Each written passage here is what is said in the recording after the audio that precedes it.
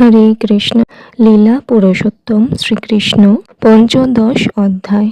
ধেনুকাসুর বধ।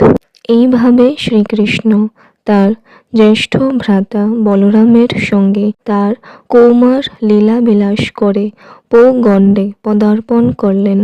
10 বছর পর্যন্ত বয়সকে পৌগণ্ড বলা হয়। সেই সময় সমস্ত গোপেরা নিজেদের মধ্যে আলোচনা করে ঠিক করলেন যে যে সমস্ত বালকের বয়স 5 বছর অতিক্রান্ত হয়েছে তাদের উপর গোচারণে গরু চড়াবার ভার দেওয়া হোক। এইভাবে গাভী সমূহের দায়িত্বভার লাভ করে কৃষ্ণ ও বলরাম বৃন্দাবনে ঘুরে বেড়াতে লাগলেন এবং তাদের পদচিহ্নের দ্বারা সেই ভূমি পবিত্র হল। বলরাম এবং গোপ বালক সহ কৃষ্ণ গরু চড়াতে লাগলেন এবং বৃন্দাবনের বনপথে যেতে যেতে মধুর সুরে তার বাঁশি বাজাতে লাগলেন। সেই বৃন্দাবন ভূমি ছিল ফুল ফল এবং গোচারণ ভূমিতে পরিপূর্ণ। বৃন্দাবনের বন ভক্তের হৃদয়ের মতোই পবিত্র এবং তা ফুল ফল ও ভ্রমরে পরিপূর্ণ।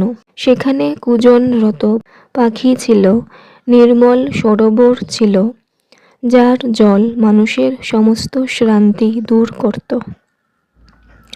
দেহ এবং মনকে স্নিগ্ধ প্রশান্তিতে ভরিয়ে দিতে সেখানে সর্বদা সুগন্ধ সুমিরন বইত।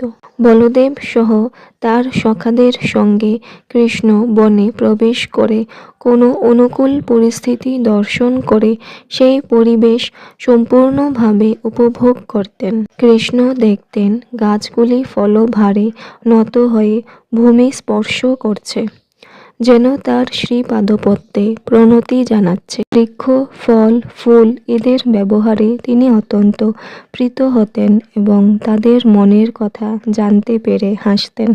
এইভাবে একদিন বৃন্দাবনে বিচরণ করার সময় কৃষ্ণ তার জ্যেষ্ঠ ভ্রাতা বলরামকে বললেন, প্রিয় বলরাম, তুমি আমাদের মধ্যে সবচেয়ে বড় এবং স্বর্গের দেবতারাও তোমার শ্রীপাদপদ্মে আরাধনা করে।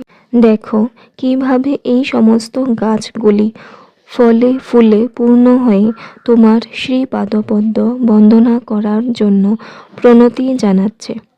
তাদের দেখে মনে হচ্ছে যে তমসাচ্ছন্ন বৃক্ষরূপী শরীর থেকে তারা মুক্ত হবার চেষ্টা করছে।